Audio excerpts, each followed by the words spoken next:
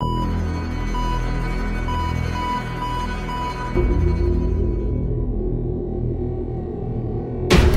what is up, Crockxen clan members, Poke fans, and others who stump on this video? I'm SoresanCrockxen, and today I'm joined by my good friend here. What's up? And this is kind of like our new introduction. Unfortunately, our previous league, we had a little of a mishap, and so now we're gonna do something to kind of ease ourselves back into the league sequence. Before we're missing 2 new leaders, but that's because it's something we really don't want to feel like talking about. But what we're going to do is a UCL / GBA style league that Joey here came up with. I thought it was a great idea. I told him let's go for it. Everybody that basically survived the league crash that we had is here, is available, and we're all basically going to compete against each other. Now Joey came up to me and said, you know, that we should do this kind of introduction. We're gonna explain right now what we're gonna do in this video. Alrighty, so we'll just go over a little bit with the league rules, and then we'll go over what the teams have drafted so far. We still have one team that still needs to draft, but everyone else is drafted, so we can go over what they drafted and initial thoughts. So our team, our league name is the Elysian League, right? Yep, the Elysian League, and the Elysian. Our drafts, the league rules are pretty simple. Each team consists of 3 Pokemon from the OU tier, 3 Pokemon from the UU tier, 3 Pokemon from the RU tier, and 3 from the NU tier. We did the snake draft order already to help pick these Pokemon. And in order for us, lots of leagues do it differently when it comes to the Mega Pokemon, but for us, we made it that you had to draft the non-Mega Pokemon before Mega evolving it, but you had to draft it in the tier that its Mega is in. So, like, I drafted Medicham in the RU draft, but I can't use it, the Mega, because the Mega is in OU. And for example, I drafted Glade, which is technically in the RU tier, but his Mega is OU. Or it's technically BL, but we count it as OU. So it takes the spot of the OU mod. So that's kind of how we decided to base this off. I think it's a very, right now I feel like it's a structured system. Everybody is good to go, except for that one person. She did tell me that she couldn't do it yesterday, which is when we did our drafts. But I am planning on talking to her later today. Hopefully we can get her squared off, and then the league technically starts next week. So all our battles will be taking place during the weekend, and the way we're going to set it up is that I'm going to be uploading the replays on this channel. So definitely keep in touch, keep checking back. We already have our first round. Yes. The way the battles will work is we're going off a win-loss ratio. We're not doing the typical, you win and then the person's out or this person moves on. No, it's basically a win-loss ratio type of thing. Joey did come up with a separate tiebreaker that I want him to explain real quick. So the season, for the regular season, will consist of everyone playing each other once. We have 11 team members, so it'll go through 11 weeks. Everyone's going to battle. Everyone's going to have 10 battles and 1 bye week.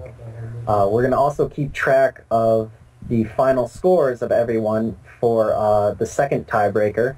First tiebreaker will be the head-to-head match, but the second tiebreaker will be the win-loss ratio. So if you won a game and you have 2 Pokemon left when you knocked out all 6 of your opponent, you will have a 2-0 ratio in your first game. And if you lose your second game 1-0, so your opponent has 1 Pokemon left when he knocks out all of yours, then you'll gain a -1, and that'll put your record at 1 win, 1 loss with a +1 differential, because the 2-0 win you had before puts you at +2, and the 1-0 loss would put you at -1, so that would get you to a +1 differential.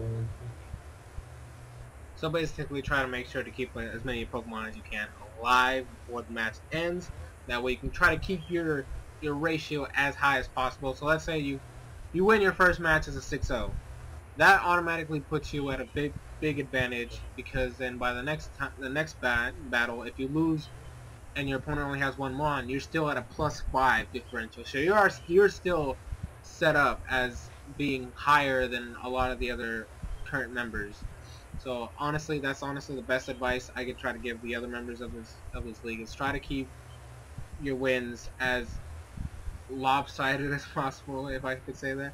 Obviously, we're all different in skill base, but I think that everybody on this league is fine. I think we're all ready to go, and I know that we're going to give each other the most difficult times as possible. So that's honestly the thing I'm looking forward to the most. Now, what we're going to do now is go through each individual team separately. Do we want to explain the postseason and the trades? Or will we say that for another video? Yeah, explain that real quick, and then we can get started with that.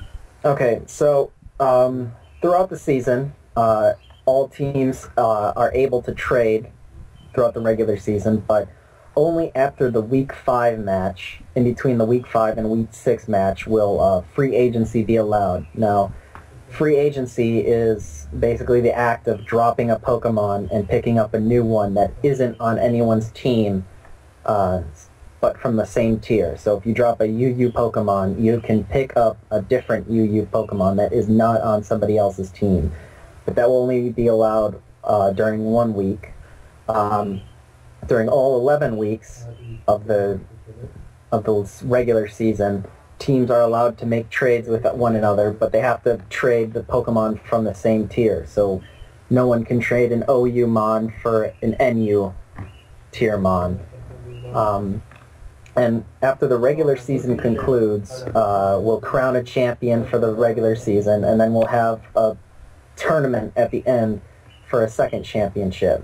And the way that will work is the teams will be seeded based off of how well they place during the regular season, and it will be a single elimination tournament all the way through to crown the tournament champion.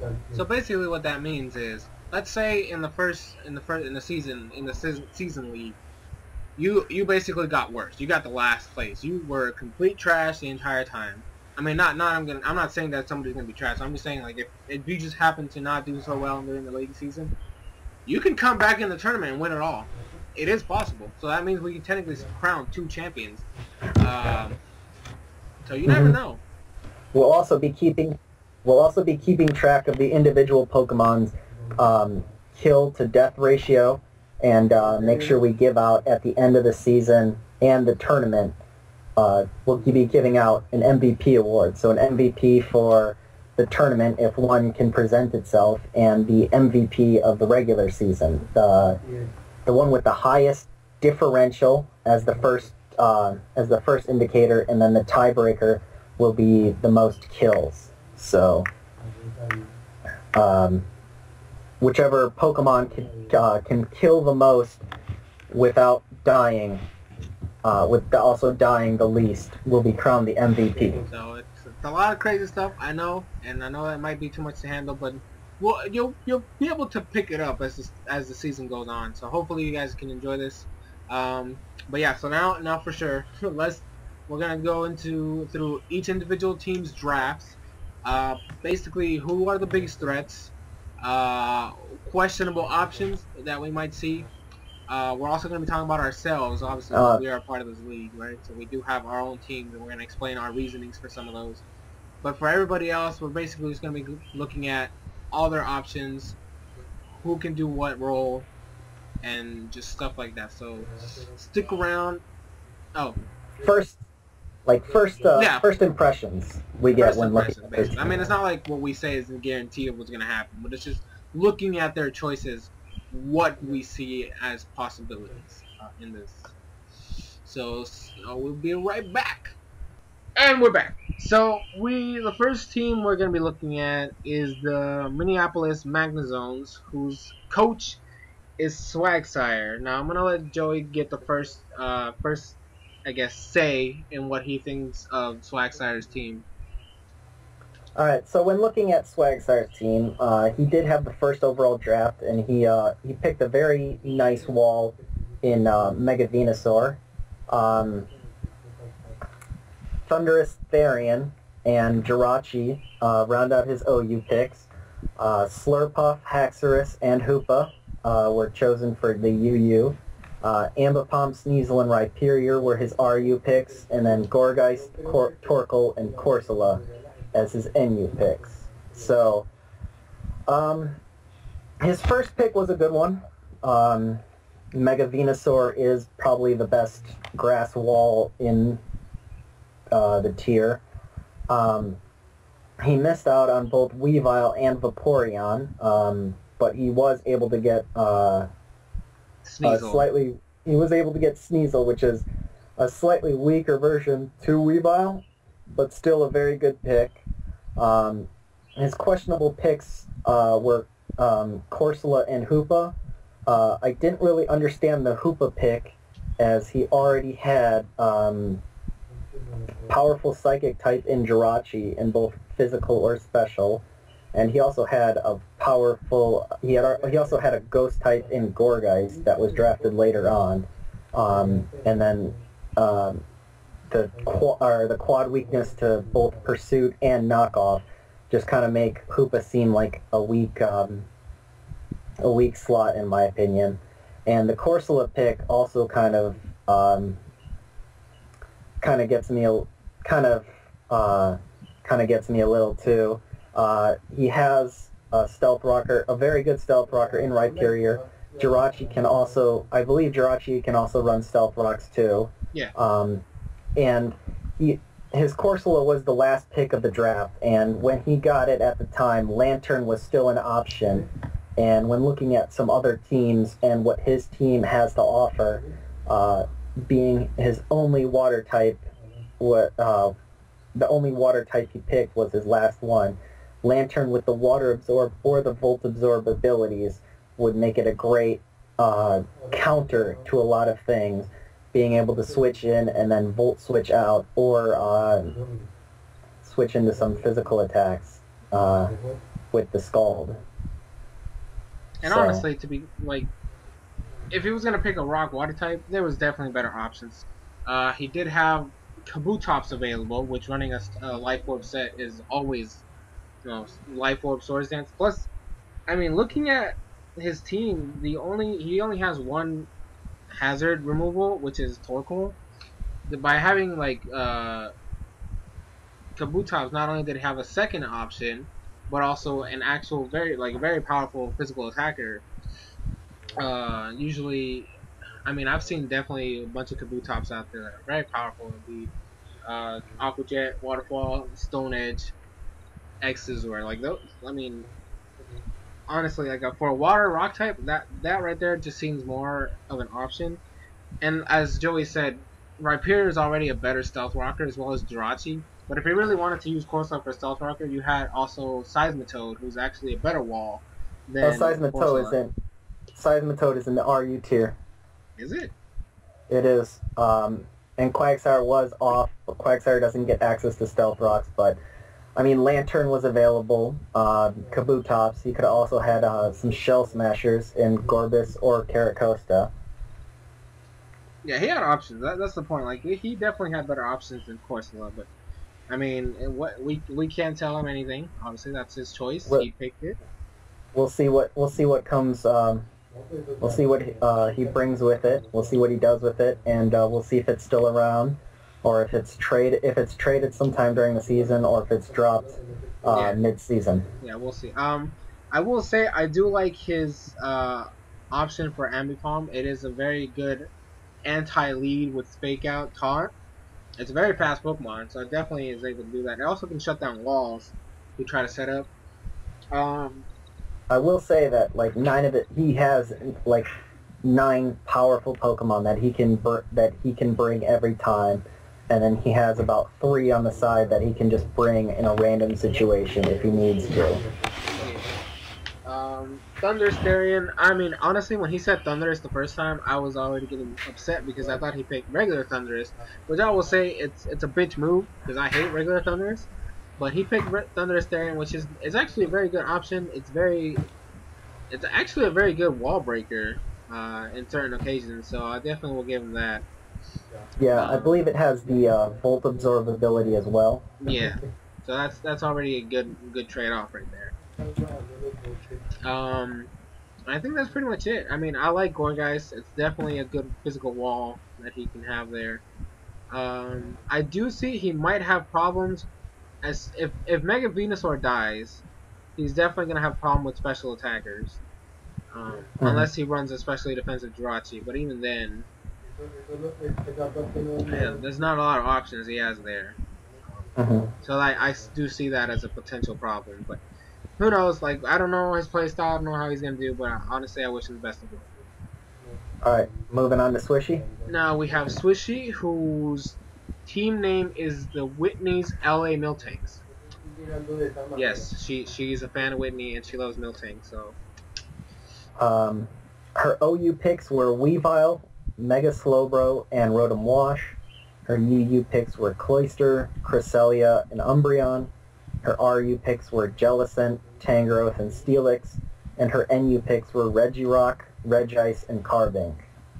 Now, I will say she has a lot of walls here. She has probably the most walls out of everybody in our league.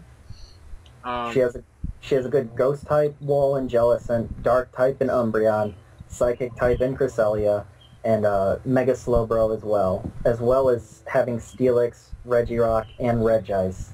Yeah, and Tangrowth. The Regirock, Regice physical special walls, and interchangeable. She can switch them up depending on the situation. Rotom Wash, Slowbro, Mega, as well as Tangrowth and Steelix. I mean, it's a lot of walls with very little power. The other problem she's going to have is, while she does have a lot of things that can set up Stealth Rocks, she doesn't have anything that will get rid of them. So, if she's going to build a stall team with a lot of switching, if someone can get some hazards up on her, that's going to be very detrimental to her. And obviously, like, the way Cloyster is a mixed bag, because it does have potential, especially if you're able to get a Shell Smash off. But the problem is that Cloyster is so frail that if you mess up your chance. All right, sorry about that, guys. Obviously, you guys probably didn't even notice because it was not even a second for you guys. But I believe we were talking about Cloyster. I said that it's a very frail Pokemon, like I said, and I mean it has the potential to live one hit if we have a Focus Sash, but even only one Shell Smash isn't gonna make it outspeed a lot of common threats that are in everybody else's team. So I don't know how it's gonna work exactly, but I mean, I trust her. I think she can hold her own in this league. It will be difficult. Her team looks to be a lot more based on stall and tanking hits and forcing things out that way and stalling them out. I do project that her Weavile will be up for the MVP race, as that's one of the few things that will be taking things out and dealing with a lot of things on her team. Yeah, so that's actually, she's the one that took the Weavile from Swagsire. Let's just say there's some salt to go around. I'm just kidding. Now let's move on to Nakreen from the Nakreen City Retaliates. He regrets that name now. I thought it was hilarious. What do you think about his choices? Alright, so he's got the Scissor, and that's his Mega. He's got the Landorus Therian form, Latias, Arcanine, Vaporeon, Salamence, Flygon, Aromatisse, Trevenant, Vileplume, Scyther, and Emolga. Now, initial thoughts are he's got a bit of a weakness to Stealth Rocks, and he's got a glaring Rock and Ice weakness. I see Lando T is 4 times weak, Latias is 2 times weak, Salamence is 4 times weak, Flygon is 4 times weak, Trevenant's 2 times weak, Vileplume's 2 times weak, Scyther is 2 times weak, and Emolga is 2 times weak to ice moves. Stealth Rocks will hit Emolga for 25%, Scyther for 50%, Salamence for 25%, and Arcanine for 25%. But he has a lot of defog options with his team. Flygon, Salamence, Latias, and Mega Scizor all have options for defog. He does have a little. He has a good U-turn core with Landorus T, Flygon, and he can add Volt Switch if he brings the Emolga. As well as that, he also has a little bit of versatility. His Landorus T and his Mega Scizor can be run either defensive or offensive. Same with his Arcanine and his Salamence. So but he can bring them to counter what he needs and expose weaknesses from in other ways that he thinks he can. So if he thinks Salamence might not be able to break through walls, he can make it a defensive Salamence and bring through. And if he thinks his Mega Scizor can break through walls, then he can make it an offensive Mega Scizor. But if he thinks Mega Scizor can't do much against his opponent's defensive walls, but can tank a lot of hits from the offensive side, then he can make it a defensive Mega Scizor. So I do like that about his team. I like his U-turn core. Landorus T, Mega Scizor, Scyther, and Flygon can all U-turn in and out. Emolga can Volt Switch. I guess that's an okay pick on that part. But his glaring ice weakness is something he's going to have to worry about. And, I mean, his only real resistances to ice is Vaporeon and Arcanine. Yeah, because, I mean, even, like, I will say, though, like, I like the fact that he has 2 defensive cores with Trevenant and Vileplume. Both of them are very good. Actually, you can even run Vileplume as a special defensive wall. But Trevenant... He does have a Fire, Water, Grass core going for him.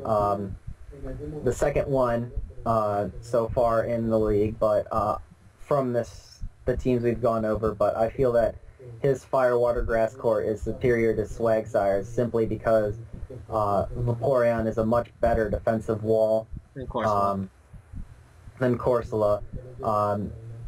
Obviously, Vileplume and Trevenant aren't on the same level as Mega Venusaur, but I do think Arcanine is better than Torkoal. I also think Arcanine defensively and offensively can offer way more than Torkoal can. Yeah, but I mean, like, I meant in the sense that Trevenant has access to Will-O-Wisp and Leech Seed, so that's that automatically it's 12% for the burn, and I believe it's 12% from Leech Seed. Yes. That automatically makes it a 24% per turn. And Vileplume has access to Sleep Powder. There are some interesting sets that he can run with the Trevenant. There's the Harvest Citrus Berry. There's also the Lumberry set, the Harvest Lumberry Rest set. So there are a couple ways he can run it. Vileplume can either be special or physical wall. Arcanine can be defensive or offensive. Vaporeon's going to be more of a defensive. So he's got a lot of things that he can bring that he can change up and still make work really well, which is nice for his team. I will have to say he needs to be careful. Like because some of his Pokemon can be run either offensively or defensively. He needs to be careful with status conditions. I honestly suggest that he gets at least Vaporeon as a what is it? A cleric Pokemon, so that he can make sure that his Pokemon can stay alive as much as possible. Yeah, well, he does have he does have heal bell options in Vaporeon and Aromatisse, as well as Wish Passing from the both of them. So yeah, so I honestly suggest you can have those two as clerics as more than anything else. So I mean, like he does have ways of healing up other Pokemon that don't have instant recovery, like Salamence, Scissor, and Scyther having Roost. But I mean, overall, it's a pretty decent team. He's gonna have some. I feel he's gonna struggle a little bit. Do you also want to see who's take a guess at who the MVP picks are, or his MVP for his team's most likely going to be? Like which Pokemon you think is gonna make a run for him? For I gotta MVP? say that Landorus T is gonna be a problem for a lot of people. Mm-hmm. And you also want to get one from Swagstar as well. Swagstar. Honestly, I say Mega Venusaur. It can tank hits and hit hard. To be quite honest. See, I think I'm going to go with the Slurpuff. From him, I think he's going to probably find a way.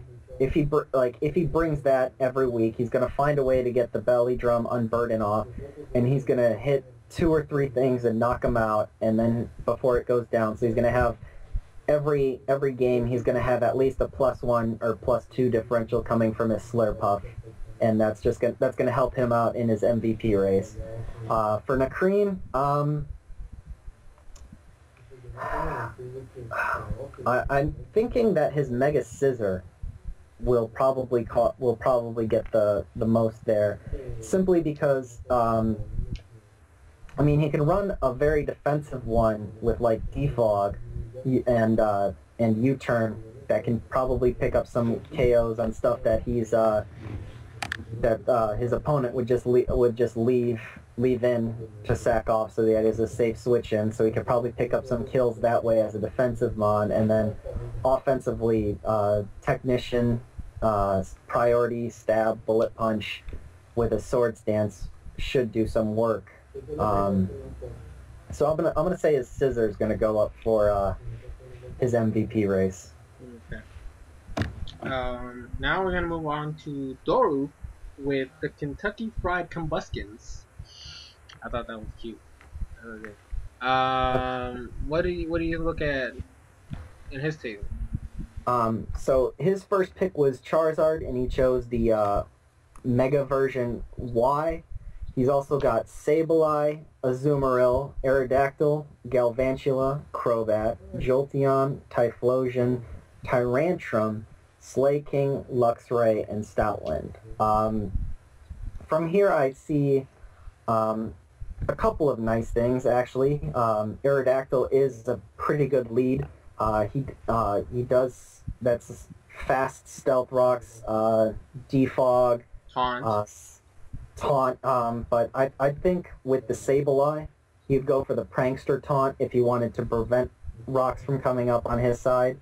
But he does have Aerodactyl and Crobat for the Defog, which will help with his Mega Charizard Y.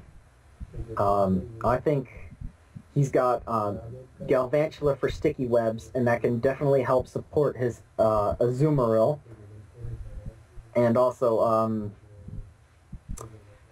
I don't know how often he will bring it, but if he has the Charizard Y and Typhlosion as the double fire, nobody's going to want to take a Stab Eruption from Typhlosion in the sun. Nope, especially at full HP. Yeah, even a Fire Blast. Or a Fire Blast later on, especially if he decides to run Blaze instead of Flash Fire. But either or, that's pretty powerful coming in the sun. So that'll be difficult. Crobat, very fast. It doesn't hit as hard as you'd like, but he can definitely scare some things out. He's got a nice Volt turn. Actually, I will say that Crobat can be sleep fodder with Insomnia. I think he's gonna run more Infiltrator and punish those anyone who decides to, as he switches out. If somebody subs on a predicted switch, he can go into Crobat with Infiltrator and force them out. with the sub, or just go straight through the sub with a stab Brave Bird.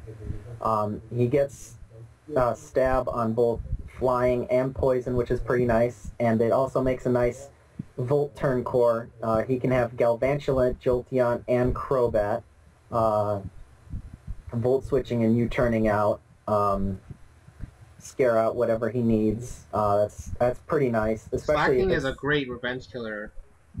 Yes, it is. I have a little bit of a problem with his NU draft. I mean, he did put it on auto draft because he wasn't sure if he was going to make it or not. But I mean, Slaking and Stoutland basically do the same job. Slaking will hit harder. Stoutland can hit more often. And then Luxray is just like a third electric type that it doesn't set up the entry hazards like Galvantula can, and it's not fast and Volt switching out like Jolteon, so I really don't see what it's really doing in there. So that I guess that would probably be my my biggest problem with that is his NU draft is probably my biggest problem with Doruk's team. But other than that, everything else was great. He set up his list really nice to get some nice Pokemon. I saw the list, and I will say I do think Galvantula might have a problem here if you run even the non-standard sets usually run Thunder because he does have Compound Eyes. But the moment the Charizard Y comes out and the sun's up, that Thunder is going to have the lowest accuracy it could ever have. Even with Galvantula's Compound Eyes giving it at least a 85% accuracy. See, the thing is I see either I see if he goes to a game and he sees his Charizard Y as his win condition, then I don't think he brings Galvantula. I think he brings Aerodactyl as a lead to set up Stealth Rocks and then keep him off the field. But if he doesn't see his Charizard Y as his main win condition, then I see him leading Galvantula to get up Sticky Webs for his Azumarill and his Typhlosion and his Tyrantrum to come in and clean up work that way. Yeah, considering Tyrantrum is actually quite slow for what it looks like. Yeah, it can get up a Dragon Dance, but I think it would prefer more of a Choice Banded set with Sticky Web support. So, he does have, I'll say he has a couple of different win conditions he can bring depending on the teams, but... I will say he needs to be careful with rock types. Yeah, I mean, rock and ground do give him some trouble. I mean, it can stop his Volt Turn combo right there. I mean, Stealth Rocks is a problem. He's got a weak Crobat, a weak Aerodactyl, a 4 times weak Charizard to Galvantula, Typhlosion. Yeah, Galvantula, Typhlosion. That will definitely give him trouble, and he doesn't really have anything that resists Stealth Rocks either. So, he'll definitely have to worry, I think, more about keeping Rocks off the field than putting him up. But he does have a couple of different win conditions that he can bring. So. Overall, I'd say a pretty good team. I think his potential for MVP is Charizard Y. Just considering, I mean, it's gonna cause a lot of teams trouble, and I think he's going to build his teams mostly around Charizard Y. I think Azumarill will be his second up there. Just because he might bring it 1 week, like 1 or 2 weeks with Sticky Web support to just catch everyone preparing for a Charizard Y, and Azumarill comes in and takes him out. But I think for the most part, I don't see much reason why he wouldn't be bringing Charizard Y and just firing off sun-boosted stab fire attacks. I can give you that, but honestly, I'm shooting more for Typhlosion in this case because, honestly, a Choice Specs Typhlosion is definitely going to be hitting harder than Mega Charizard Y in the sun. With Stab Eruption or Fire Blast if they run the Flash Fire set. Not only that, I think that Typhlosion has technically better coverage out of the two. and I mean, like I said, it just hits. It can hit harder than Charizard Y. And honestly, if it's a great team combo right there. If you get Charizard Y out just to get set up the Sun and then bring a Typhlosion, I mean, nothing's gonna appreciate a stab move from a Typhlosion. Nothing at all. Um, so I mean, I'm gonna give it to Typhlosion in this case. If he can bring it in with the Sun up, it's over. It's a wrap. Yeah. I see Charizard getting more kills though than Typhlosion. That's why I put his Charizard up for the MVP race. All right. So that's Doruk. Next up is you, actually, Joey. Your turn. Alrighty. So I'll go over each of my picks and my thoughts. So my first pick was Excadrill. It's definitely worthy of a pick. Mold Breaker deals with a lot of levitates with the Earthquake. It can also get bypass Sturdy. It also gives me powerful Stab Earthquake as well as powerful Steel to deal with fairies in here. It'll probably be my main way of keeping hazards off my side of the field with Rapid Spin, and it also has the option to set up Stealth Rocks should I run it. So I definitely thought it was a good first pick overall. My second pick was Manaphy. Based on teams that are coming in, I can run it either the Tail Glow set or the physically defensive Calm Mind with Rest and Rain Dance. And if a team is not prepared for it, Manaphy can just run through a lot of teams. So that's why I picked it.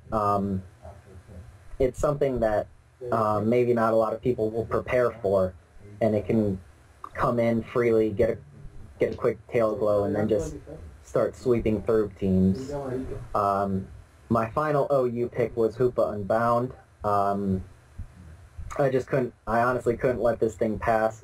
There were a couple picks that I was in thinking about getting, but I mean, a powerful stab dark move that goes through protects, the ability to run either physical or special.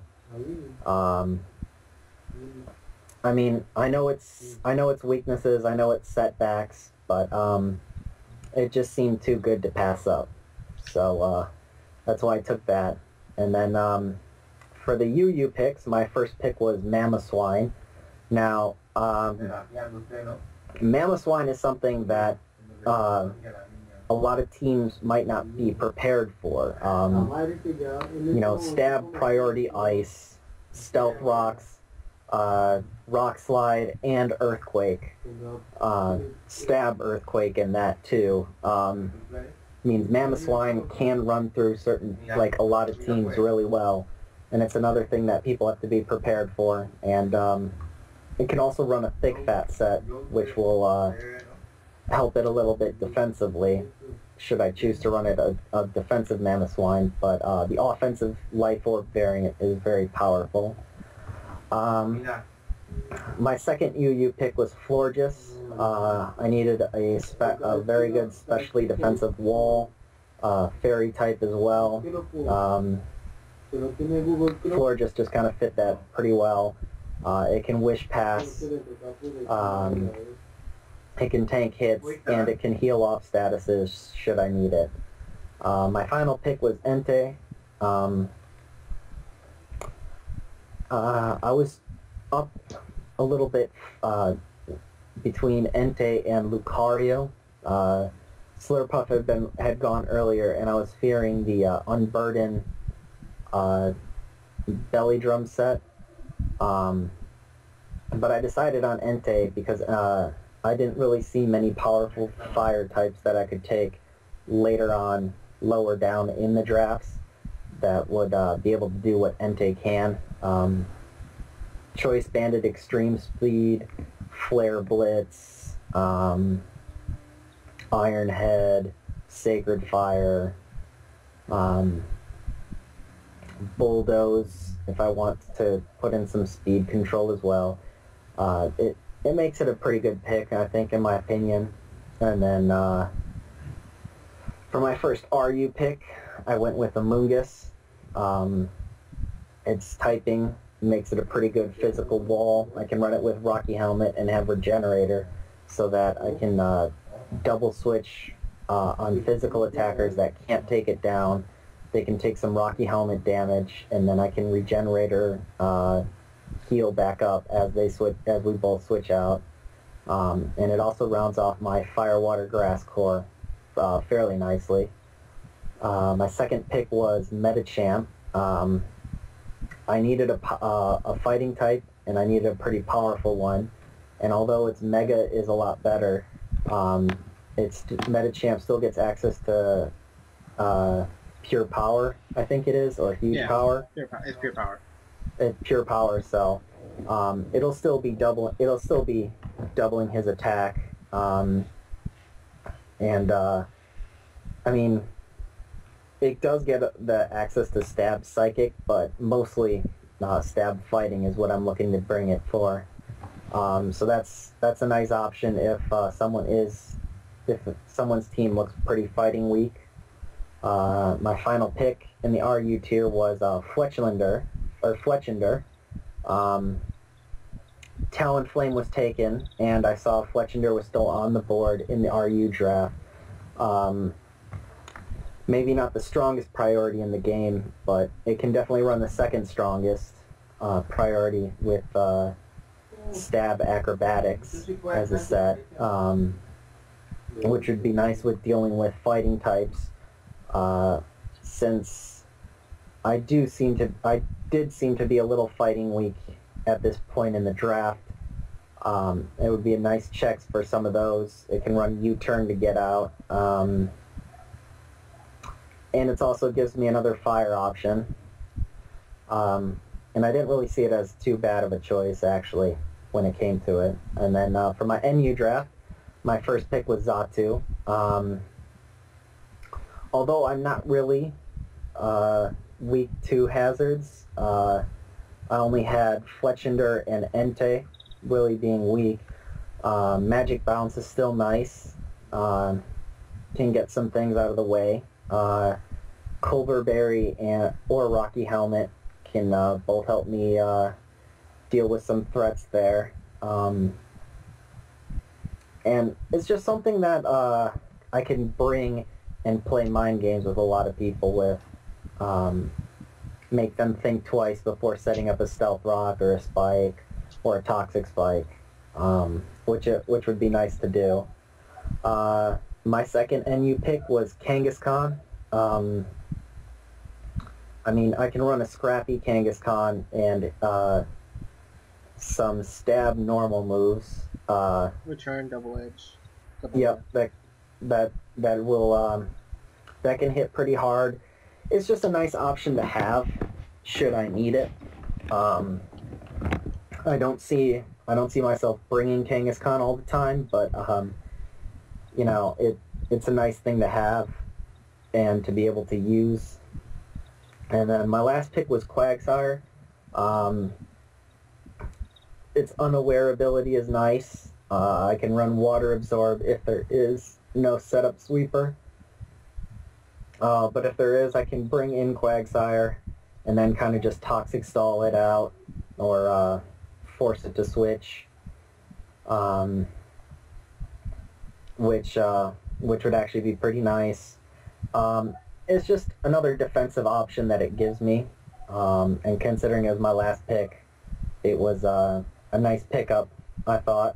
And I mean, there were a couple options I wanted in the NU draft, but I felt that my choices kind of got a little changed up just based on what was available, that I didn't think would be available. So that's where I'm coming from that.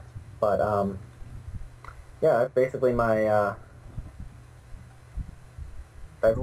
draft. I will say, So, you gotta watch out with that Hooper and Bound. That one U-turn bug bite from that Mega Sizzler, dead. I mean, I know what its weaknesses are. It does have a low defense. It has an average speed.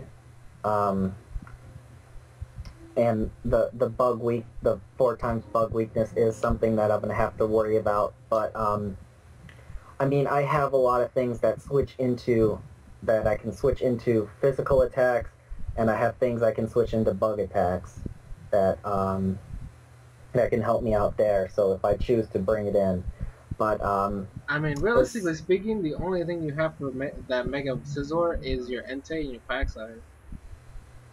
oh, I have Quagsire, I have Entei, Fletchinder as well. Are you sure? Fletchinder, I mean, Fletchinder definitely checks it. There's not much that Mega Scizor can do. Manaphy's HP Fire. It's not doing much to my Excadrill as well, so I've got some options for it. I mean, like I said, there's a lot of Mega Scizor sets out there. I mean, Superpower. I mean, yeah, but I mean, I'm just saying I have a lot of options for it. Should I? Depending on the set. That's what Mm-hmm. I'm saying. Like, depending on the set, some of your options are useless.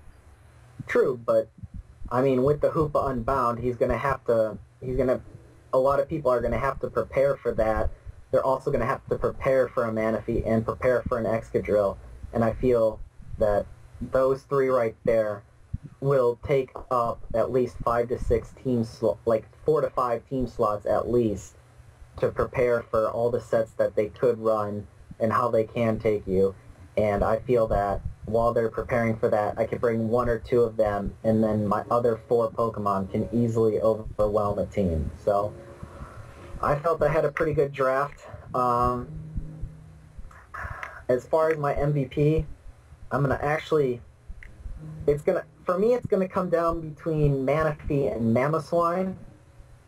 I think, to be honest, because I like looking at a lot of these teams, Mamoswine does put in a lot of work, but so can Manaphy if the situations are right for me. So I'm gonna say my MVP candidate is going to probably be Mamoswine. Yeah, well, I'm shooting for Entei. Choice banded? You're shooting. Yeah, that's a fair point. Alright, so let's move on to North, the Triton Tortugas. And before we get started, I'm going to say, fuck North, okay? He stole my Mega Lopunny. There you go. Alright, go ahead. So, yeah, his first draft pick was the Lopunny, the Mega version. He also got Bisharp and Talonflame in the OU draft. He got Heracross, Reuniclus, Krookodile, Electros, Scrappy, Emboar, Mismagius, Golurk, and a Mawile. Now, his first 2 picks are actually a pretty good core together. I know Mega Lopunny does get Scrappy, which allows it to hit ghost types, but of all the things Lopunny wants to be hitting, grass types is probably not one of them. So, sorry, not grass types, ghost types. So you can run a Bisharp with a Pursuit and switch in on the Psychics and the ghost types and just and Pursuit. Fairies. Yeah, it can deal with Fairies as well with the Iron Head.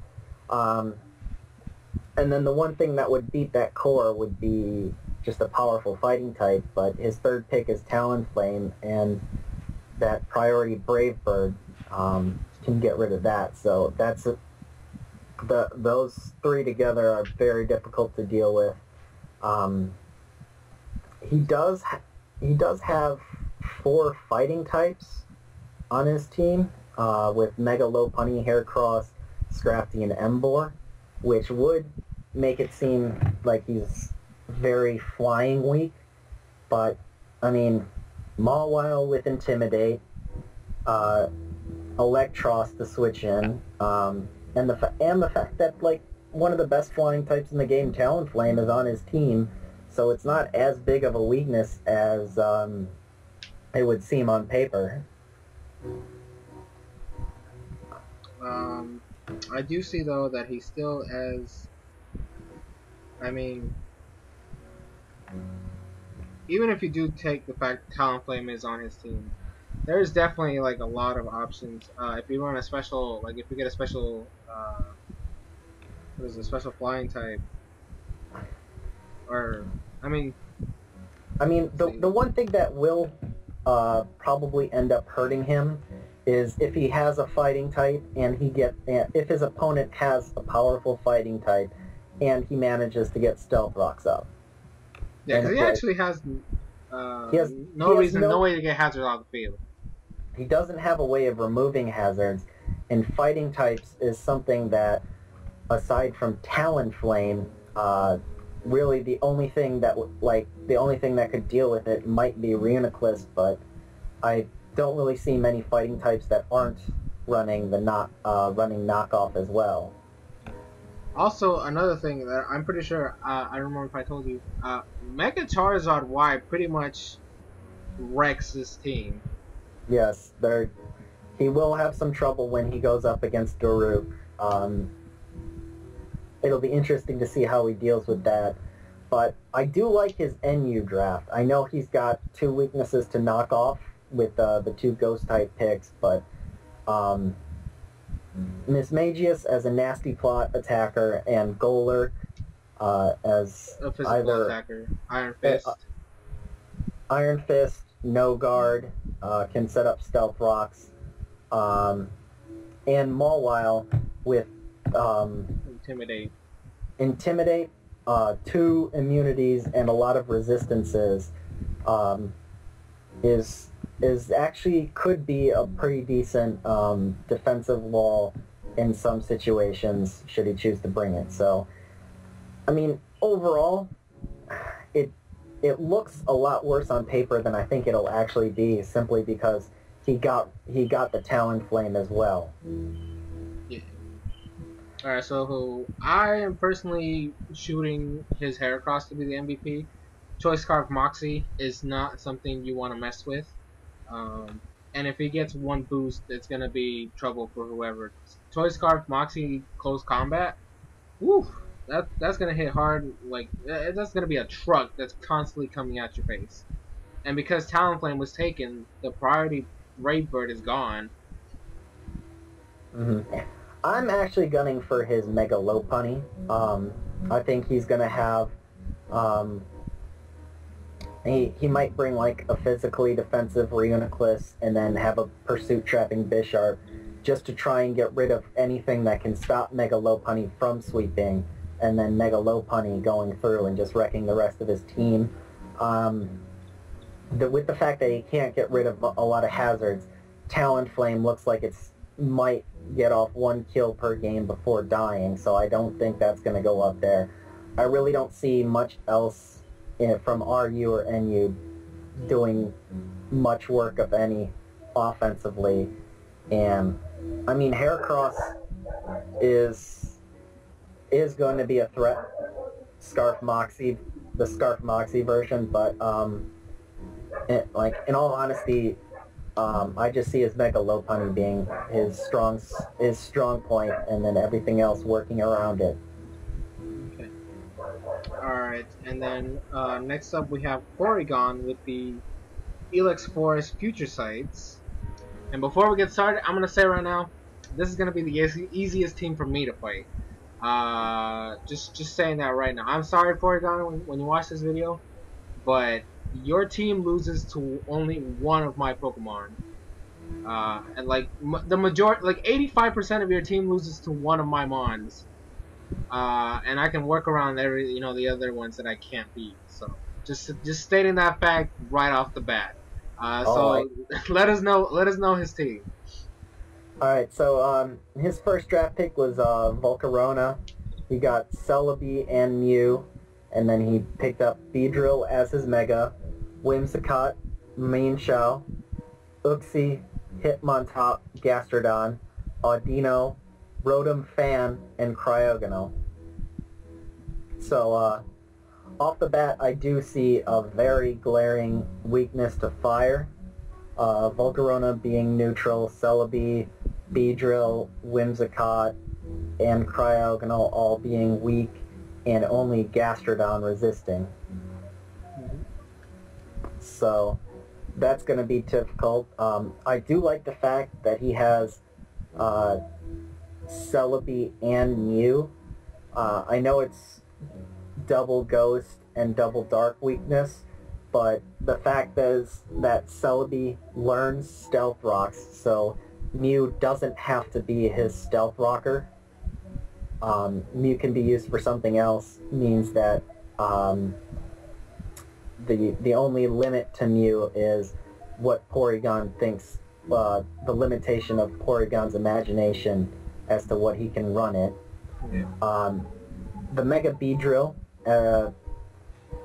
Just glass cannon. It is a glass cannon, but I mean, adaptability U-turn. It's gonna hit hard. It's gonna hit hard, and he's gonna gain momentum from it. He has 2 rapid spinners with him on top and Cryogonal, so he can just vary, depending on the situation, which one he wants to bring in. Depending on the other teams, if he sees that someone has a couple of like flying and psychic types, then maybe he can bring Cryogonal and get off safe rapid spins. Otherwise, he can just bring in Hitmontop for the safe rapid spin there. So he does have that, and he can also use Mew as a defogger should he need it. So, I mean, he's got decent hazard control. I wouldn't say hazards are going to be much of a problem for him. But which is something he needs to have anyways, because I mean, the moment Volcarona steps into hazards, it's not going to be happy. Yeah, I mean, you've got the Volcarona and the Beedrill, both, and Rotom Fan and Cryogonal. So he does have some weakness, but he has, I think, more than enough options to get rid of it. Yeah. To get rid of those weaknesses. And he also has Taunt Whimsicott, which can definitely prevent hazards from getting up. Yep. So, I mean, overall, it's not a bad team. It does have a pretty good Fire, Water, Grass core going with Gastrodon, Celebi, Volcarona. It also can put Whimsicott in there as well. So it's not a bad team, I'd say. I'm going to put for... I know he's going to try to get Volcarona to be his MVP. I know he's going to try to play that because he likes his bug types, but I think his Mega Beedrill is going to be the one claiming kills just simply off of adaptability U-turn, adaptability Poison Jab, and then like a coverage move as well, depending on what the other team has, and hitting with just that insane attack. I just see that as claiming too many lives for anything else to come close. I think everything else will have about an even amount of kills, but I think Beedrill will be his MVP. Okay, well, I'm going to go a little bit against that. Like I said earlier, Mega Beedrill is a glass cannon. So yes, it could definitely take kill some mons, but it's not going to be living too long. Whereas I believe Mienshao would definitely be a better MVP, because not only is he more bulky than Mega Beedrill, he has access to high jump kick, and that is not a weak move, ladies and gentlemen. He also gets access to knockoff, and it also gets U-turn, so that means it can safely get out of there. And he has Regenerator, so he can constantly get its HP back if it needs to, if he decides to run the Regenerator set. And I just think it also gets access to Stone Edge. So, I don't know. To me, personally, I feel like Mienshao might be a better MVP because it has more coverage move and it can actually stay alive longer than Mega Beedrill can. Alright. Well, now we come to your team. Now it's come to my team. Now, let me be honest. I had to switch up my stuff because as soon as Mega Lopunny was stolen from me, basically everything that I had planned went through the drain.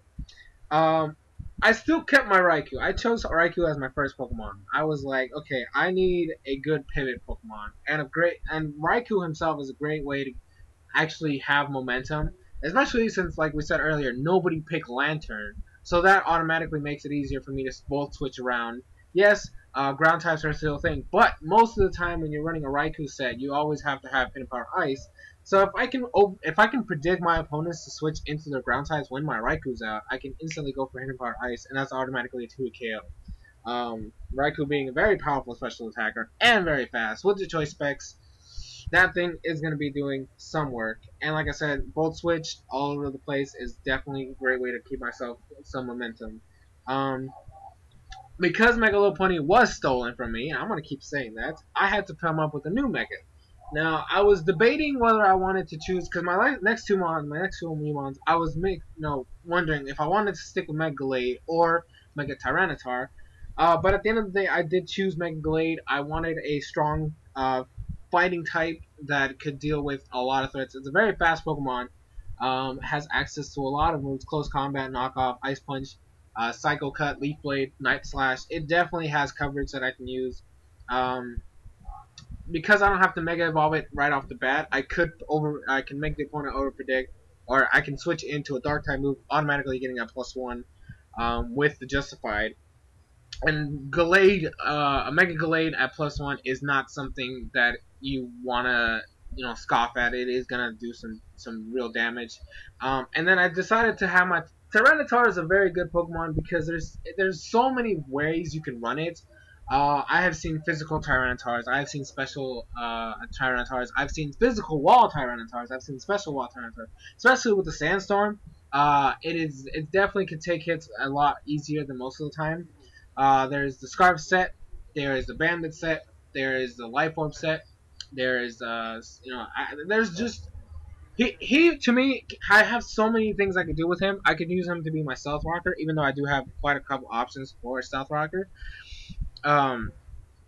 There's a lot of things I could do with him, and he's definitely going to be helping me out when whether I need a wall, whether I need a fast attacker, whether I want a bulky special attacker, whatever I need. Tyranitar is definitely going to help me out. Now I picked Espeon for Yu, not only because I needed a mascot. My Lugia, unfortunately, is Ubermon, so I couldn't have Lugia, but I decided to pick Espeon. Not only because I love the Pokemon, but its ability to have magic balance makes sure that not that I really have a glaring weakness to hazards. It's always nice to get rid of status effects just by bringing Espeon in, reflect them back. You get that Stun Spore out of here, Sleep Powder, all that crap. Get the fuck out of here. Espeon itself is not too bad. It has high special attack and high speed stats. So I can technically be hitting hard, or I can run the dual screen sets that I've seen a lot to make sure that I can basically have even more defenses on my Pokemon. So there's definitely a couple options I can use with Espeon. One week I might decide to use my favorite sets. Morning Sun, Psyshock, Shadow Ball, Dazzling Gleam, right there. That's nice coverage right there, and I have a recovery move. Or I can use dual screens the next time, or I can have a Wish, Protect, Cleric type of Pokemon with Heal Bell. There's a couple things I can do with Espeon. This is the Pokemon I said that Porygon is going to have a lot of trouble with. I have a Darmanitan on the team. As we said with Porygon, he has a very glaring weakness to fire. Darmanitan being one of the strongest fire-type Pokemons in the game currently, with a Choice Scarf, and also Sheer Force. I outspeed every single one of his Mons, barring a Choice Scarf Mienshao, and even then, it's kind of, I think it's a Sweet Tie. I'm not quite sure but his Volcarona dies to a Flare Blitz. His Celebi dies to a Flare Blitz. His Mega Beedrill dies to a Flare Blitz. Whimsicott dies. Mienshao dies. Audino is a 2-hit KO.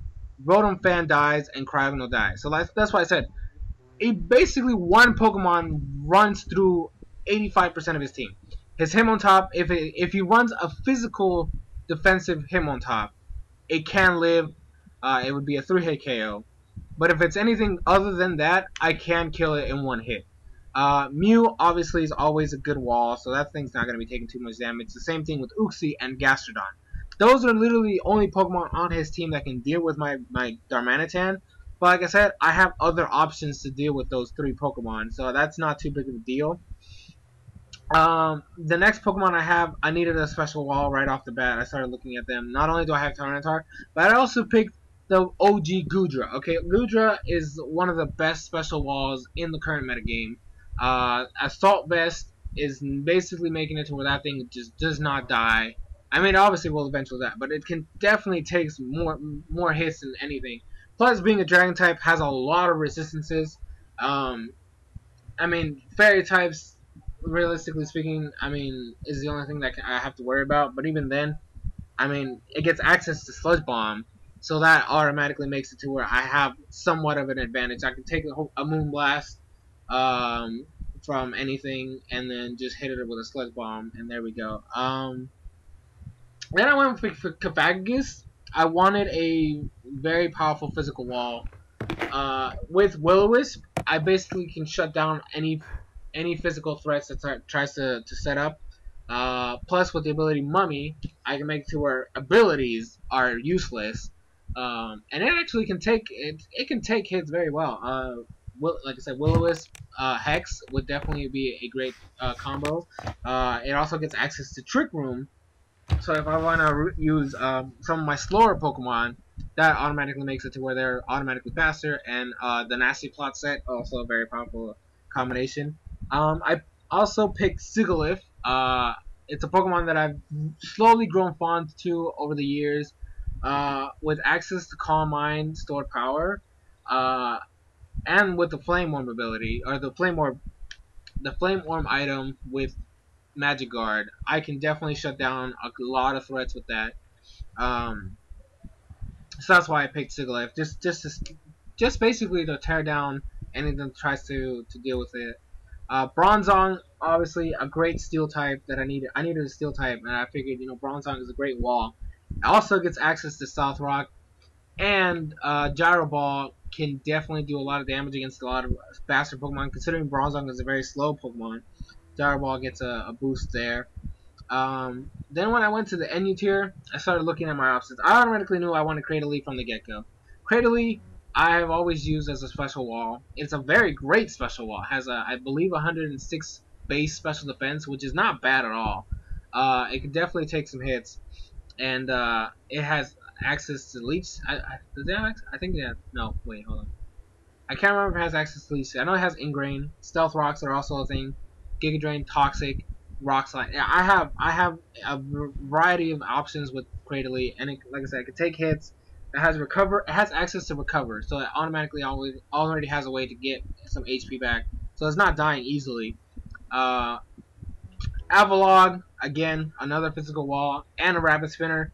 So I was looking at my team. Like I said, I don't really have a major weakness to hazards. And with Espeon already in the bag, like, honestly, I wasn't worried too much. But just in case I misplay and Espeon is not able to bounce back any hazards, Avalog is there to spin them away. Considering I need my Darmanitan speed, if I do run into any, what was it, that Galvantula, I definitely want to get rid of Sticky Web. So the Avalog is there for that. It's also a great physical wall, so that's a thing. And then my last Pokemon was Weezing, which is one of the best physical walls in NU. Being a poison type with Levitate, it definitely has its typing actually works out very well. I can, like I said, I can also use Will-O-Wisp, take care of fairy types with Sludge Bomb. It also gets access to Pain Split, so that my HP is low, your HP is high. Let's trade that so that I can more HP than you do. And if you're burned, that automatically makes it to where you're gonna constantly be dying. And I mean, I look at that. I see potential with this team. Obviously, the latter half is very bulky, while the upper half is more offensive. So that's kind of what I wanted to do. Like, I wanted a balance of offense with defense. As for my MVP, honestly, I gotta give it to either Darmanitan or actually, I'm gonna give it to Darmanitan just because that Choice Scarf Flare Blitz is gonna be doing a lot of damage to a lot of teams. Plus, he has access to Rock Slide, Earthquake, Zen Headbutt is also a thing.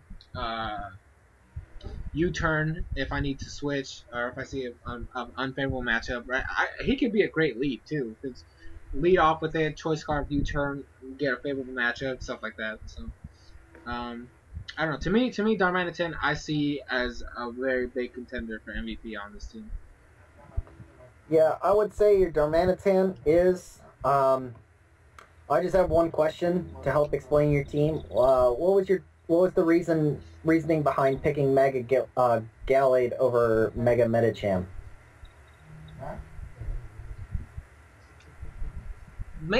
Honestly, Justified. The Justified before? Justified before. That's a free +1. Um, and honestly, he has more special defense before Mega Evolves than regular Medicham. So I don't have to Mega Evolve right off the bat. Uh, just take a hit, maybe set up a Swords Dance, or something like that, and then Mega Evolve the next turn, and then go in from there. And I honestly prefer close combat over high jump kick because I don't want to risk have that chance of missing and losing half my HP. Um, but I think they have the same base power if I remember correctly. Let me see. Close combat has 120. I believe they have the same. I think high jump kick might be stronger, but the chance of missing is not something that I want to deal with. Plus, Psycho Cut, Ice Punch, Leaf Blade, Night Slash. I honestly feel like it has a bigger move pool that I can use than Mega Medicham. Okay. Yeah, I see. Probably.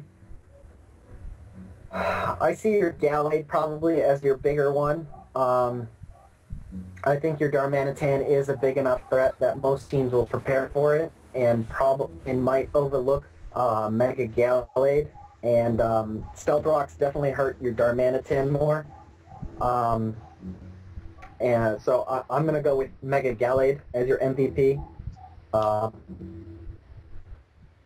Simply because I don't think people will properly prepare for that if they're preparing for Darmanitan as well. Alright, so next up is Andrew with the Atlanta Braviaries.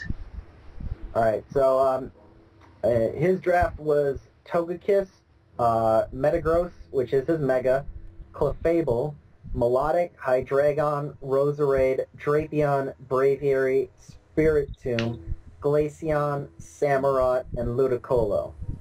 Now, I think his first draft pick with Togekiss was a little... I don't... Like, of all the first round draft picks, I think Togekiss was probably the weakest of the first round draft picks with OU. I think there's a lot of things that went in the second and third round that were more deserving to be of a first round pick. But I think his second pick with Metagross and the Mega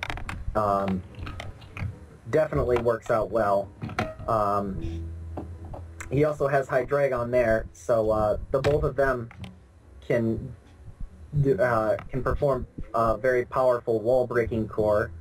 Melodic, Roserade, I guess Spiritomb a little bit as well, defensively along with Clefable.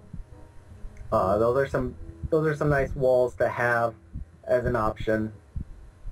The other thing I noticed on here is he could almost make like a manual set rain team, not to take advantage of the rain, but to just help hide some of his weaknesses. So he could bring a team that's kind of weak to fire, but like his Glaceon or his Melodic, his Ludicolo, his Samurott, or his Clefable can just set up a rain dance, and instantly that weakness to fire becomes less of a problem.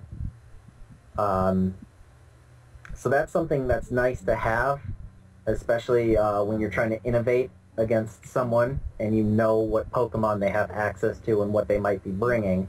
So if you see someone might be bringing a single fire type that they're planning to use to take down like your Metagross and your Roserade, you can set up that rain and then bring those in knowing safely that you'll be able to live a hit and maybe take down the fire type. And that's something nice to have. I think as far as his MVP, I think it's going to most likely be his Metagross. Yeah, there's no question about it. I mean, you could put Hydreigon in there. I don't know if he's if he'd be man enough to run the competitive Milotic set to try and pull off some kills. Just switch into like a couple Intimidates or a Defog and power up his special attack and try to work with a special attacking Melodic. But, I mean... Who knows? Who knows? I don't want to take away any credit there. That would be awesome to see a competitive Melodic, but I think most likely Metagross will be his MVP. Yeah, I'll give you that. Obviously, Togekiss is also going to be a threat with the stupid paraflinching shenanigans. It's definitely a better Serene Grace user nowadays than Jirachi, because Jirachi lost its resistances to Ghost and Dark, whereas Togekiss actually got a buff, becoming a Fairy type. So, honestly, I feel like Togekiss is definitely going to be putting a lot of work in this team. Depending on what kind of Clefable he runs, that might be a problem. It could either be run defensively or offensively with Magic Guard and Life Orb. There's 3 different options Clefable can use. It can use the Unaware set, it can use the Magic Guard defensive set, or the Magic Guard offensive set. So that's a little viability, or like a little bit of unpredictability on the Clefable's part. But the manual rain is something that would be nice to bring in, because a lot of the other stuff just kind of looks like it's got one set that it can run, and that's about it. Yeah. Samurott can run 2 sets, the physical or special attacking, but other than that, everything looks pretty standard. It's good, but it's predictable. Yeah. And I think there's a ways to work around it. So it's nice to have Clefable. Melodic could be a little different. You could run Hydreigon a little differently as well. And then maybe Samurott, but everything else looks pretty much standard. So, but alright. So let's move on to the last one we have for now. Adam, the Uber Punisher, and his majestic Floridian Stunfisks. Stunfisk is his mascot, by the way. Like, if you look anywhere, that's his mascot. Like, that's his face. I'm being serious. But he's got some interesting choices in here. I'm gonna call once again. I will call him a bitch because he stole my Suicune. Yeah, he did.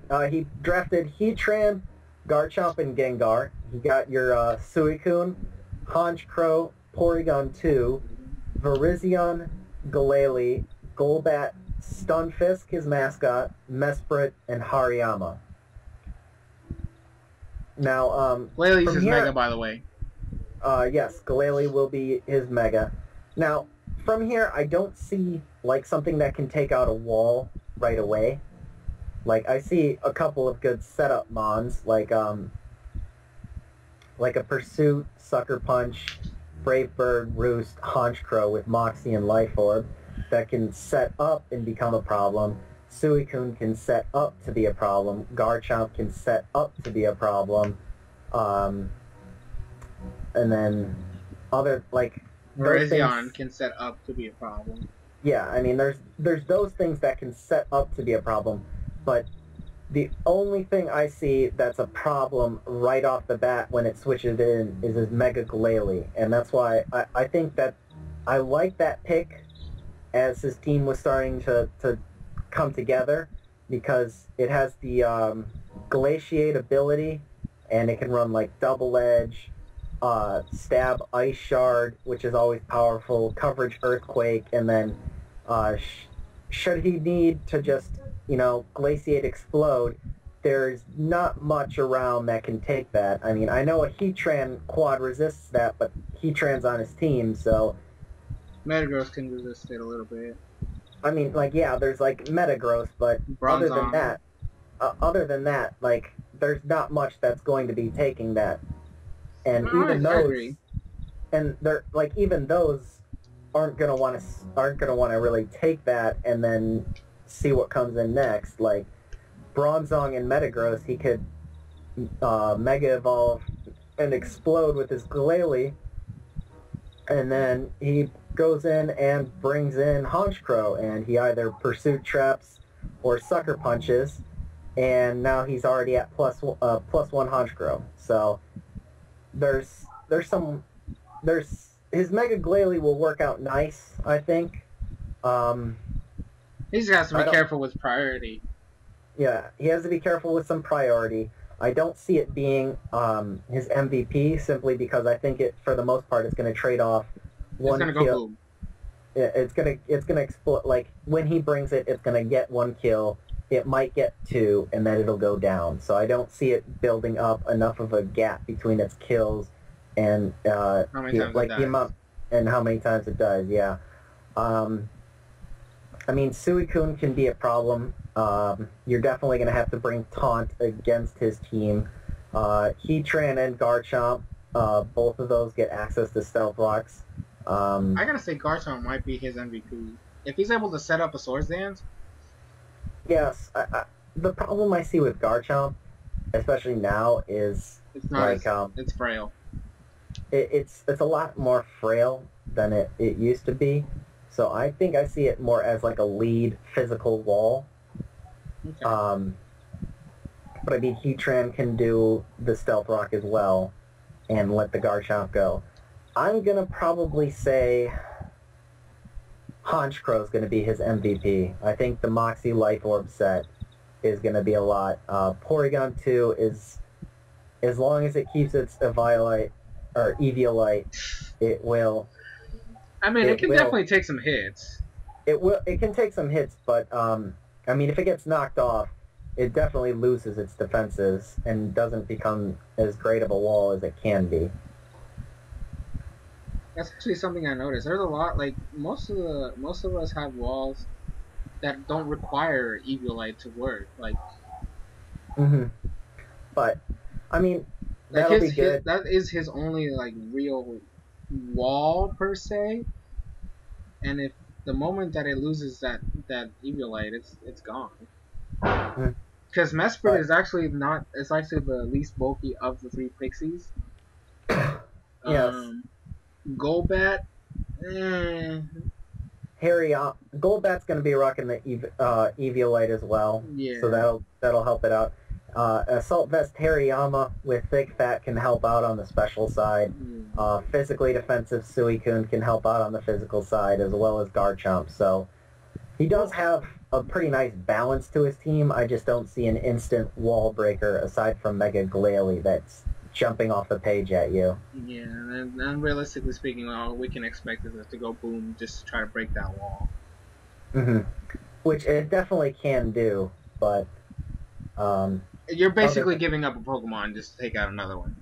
Yeah, so you gotta make sure that it's good, because, I mean, if that Glalie explodes and you switch in, like, a Pokemon that was built to counter, like, 2 or 3 Pokemon that Adam didn't bring, then Glailie's basically been wasted. So you have to be careful with that, but I mean, semi-explosion Glalie that can just use Double Edge over and over again until it dies is also very scary and hard to deal with. Yeah. But like I said, I mean, you have who was it that has the Mega Scizor? Nakreen. Nakreen's like Mega Scizor definitely wall, like it kind of checks the Mega Glalie. It will check. It can't really switch into like a Double Edge and then an Ice Shard. I don't think. Obviously, but like if let's say Nakreen comes in, Mega Glalie's out, and he sacrifices Pokemon, brings in Scizor. Yeah, that can work for him, but again, that means the Mega Glalie gets a kill, and that's kind of what Adam just needs. So, I mean, I do like his draft. We'll see how he runs it though. That's basically what we need to wait on. We'll have to see after the first week to see how it goes. So, you want to go over matchups now? Like who's going against who? Yeah, just the week 1 matchups. Alright, so we're gonna be right back and we'll do that real quick. And we're back. We're now gonna talk about the first week matchups, which are gonna be happening, like we said, in the weekends. So you're probably gonna get the videos out around Tuesday, Wednesday, Thursday, type of deal. So Joey did like a randomized, right? It was like a random. It was just a randomized schedule. I put in 11 teams battling 11 weeks, so everyone's going to battle each other once and also get 1 week on a bye week. Pretty simple, pretty easy, not too much to deal with. So first week, the first matchup is Nakreen taking on Swagsire's team. Which is ironic because those two are like best friends. Mm-hmm. So, I mean, we'll see. Swagsire does have Sneasel, which will definitely give Nakreen problems if he can bring it in at the right time. I think Jirachi, Venusaur can deal with the Scissor, which would be the one answer to Sneasel that I see so far. Gorgeist can also deal with it. Gorgeist will also be able to deal with it as well. So that's I see Sneasel giving Nakreen the most problems there. And on Nakreen's part, the thing that's probably going to give Swagsire the most trouble, maybe he brings offensive Arcanine that might tear through some a good portion of the team. Yeah. Latias can definitely take care of that Venusaur. Psyshock and Draco Meteor. Yeah, Psyshock or Draco Meteor, depending on if the Venusaur is physical or special. But, I mean, Thick Fat allows it to resist ice and fire better, but super effective stab psychic move. It's not going to like that's it. Not going to take that well. I mean, if he can get Trevenant or Vileplume working well with Vaporeon and Arcanine, as well as his Mega Scissor, Landorus T, and Latias, maybe Flygon or Salamence as well. This could be interesting. It could be interesting, and I see Nakreen giving Swagsire some trouble, but at the end of the day, I think Swagsire takes it. Okay. I think Swagsire is going to be able to get rid of that Mega Scissor, and with the Mega Scissor gone, Sneasel and Slurpuff will both have a field day. Especially since normally like Mega Venusaur is one hidden power fire. Mm-hmm. So that could definitely be a lure if he decides to run it. But I mean, I see Swagsire taking this one. I'm not too confident, but I mean, this is first week. We'll see how they battle. Well, basically, this is what we get to gauge everybody's skill level, right? Yep. This is just strictly based off of teams. Yeah. We have no idea how they battle. So, next up is Swishy taking on yours truly. I mean... So, I'm predicting a 6-0 from 6-0 Swishy win. I mean, she has the Weavile to take care of. Let's see, your. Like, he can take care of Moongus. He can take care of Zatu. Yeah, I mean that's just gonna be my team right there. So. Now let me see. Hold on. Because she has a lot of walls. Carbine can set up screens.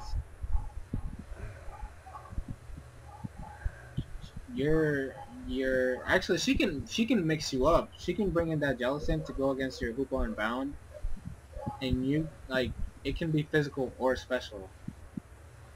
I mean, I'll take Jellicent against my Hoopa and Bound any day. I see my ways to victory are getting Stealth Rocks up early. And then just forcing her to switch around her walls, get some damage off there, and then maybe set up with Manaphy. I mean, with Stealth Rocks is going to be setting toxic all over your face. Yeah, but I mean, I've got No, you don't have I any. do. You don't have anything for that Umbreon. I have a Florges. Florges will be able to counter that and have a heal belt and pass off wishes. So Fair. I'm not too worried about it. I'm not too worried about it. The big thing I'm worried about is the Weavile and the Cresselia. The Weavile, the Cresselia, and the Cloyster are the three that worry me the most from her team. But other than that, it looks like it's just going to kind of be a battle of attrition, and I got to get my hazards up before her, keep her hazards off of my side of the field, and then just pressure her into either making a switch or like switching on one of my setup mons or setting up a hazard as I set up, and then that'll probably be game right there. I'll be able to at least either kill or dent most of her team with a setup mon where something else can clean through. So that's my key to victory. Her key to victory is to get up rocks on my side, get up some hazards on my side of the field, and then just slowly wear me down as she switches through her walls, and just try to use Weavile to prevent me from getting up my hazards. All right, next up is Doruk taking on you, Soresan. Okay. Doruk has. Okay. Let's see. I have. Dang, my Tyranitar pretty much runs through this man's team except for Azumarill. I mean, I see him probably being the one instance where he brings Sticky Webs, Galvantula, Azumarill, Sableye, and Charizard Y, and then maybe like Jolteon and Crobat. Jolteon for fast Volt Switch, since you don't have a ground type to stop that, and Crobat for defog support, and then just waiting for a chance to get a Belly Drum off with the Azumarill. Because, yeah, but Bronzong walls Azumarill, even if it is at level 6. I mean, the Bronzong's going to be your one stop to it, but that's what he brings the Mega Charizard for. That's what he brings the Sableye for, and I mean, to some extent, maybe Aerodactyl or something else. But remember, he sets up once with Azumarill. I bring in Bronzong, eat up hit. He switches into Charizard, and I go to Tyranitar. That's your win condition is keeping your Bronzong alive long enough, alive and healthy, as long as the Azumarill is there. His win condition is wearing down your Bronzong to the point where he can, +6 stab Waterfall will take you out after like switching in on a Stealth Rocks. I see that as his win condition right there. So I think I also could potentially bring in Copagrigus with the Mummy, get rid of its huge power. I mean, there's some things there that he's going to have to prepare for that you have on the lower side, but I mean, as far as your OU and UU sets, Azumarill deals with them pretty nicely, especially after it gets off a Belly Drum. So, actually, I want to see something. So, that'll be interesting to see. The fourth game is Porygon taking on North. And that'll definitely be an interesting battle. I see Lopunny doing some work. Well, not really. Yeah, Lopunny's not doing anything in that battle at all. I see Talonflame causing some trouble. I see Heracross causing some trouble.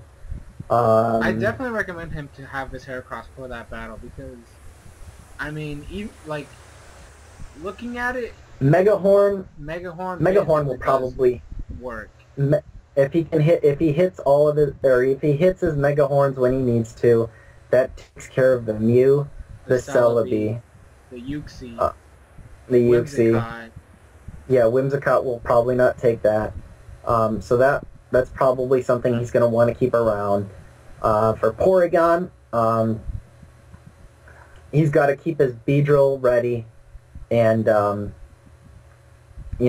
for the just keep hazards off of his field, and then just keep U-turning with Beedrill over and over and over again, because although it's not going to be super effective against everything, and it might resist a couple of things. Also, he needs to make sure he gets rid of that Talonflame, because that Talonflame, at the moment that Talonflame comes out, it gets a free kill. Yeah, or at least a big hit.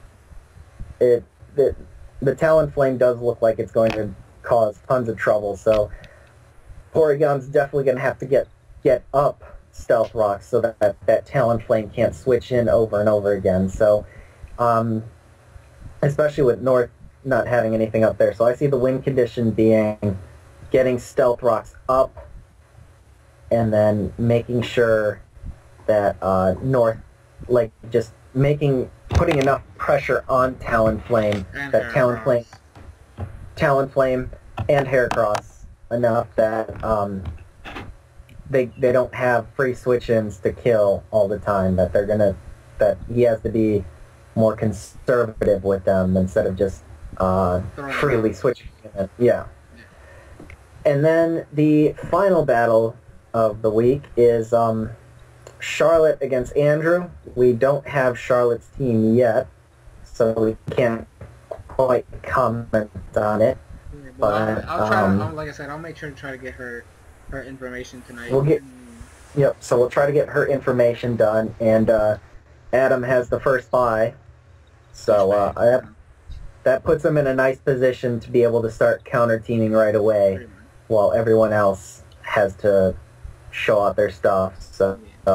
By the way, this video is the first one of, like, we're gonna do a video obviously before we get to the league matches, kind of like a preview type of thing.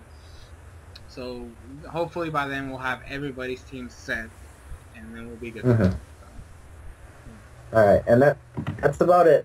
So make sure to, I mean, I don't know, you could start doing it here. Start, voting in the comments for which team you want to support and stuff like that. I'm sorry that the video is long, but we had to go in. We had to go in. This is a big thing for the channel, for us and Pokemon. Just as Pokemon fans in general, this is something huge, and hopefully you guys participate throughout this. Obviously, go for me, because I'm kicking Joey's ass. So just throwing that out there. Yes. Sorry, Joey, I had to say it. I had to tell the truth. Speak the truth. Yeah. But yeah, so that's pretty much, I guess that's pretty much all we need to talk about. Look forward to this. Like I said, it's going to be a lot of content now for you guys. We're going to have league matches every single week from now on until the season's over. And then hopefully you guys can, like, whoever you go for gets to win. I mean, sure, we all have our little team names. You guys can have little, like, I don't know, posters or whatever. Make sure you support us. You'll leave a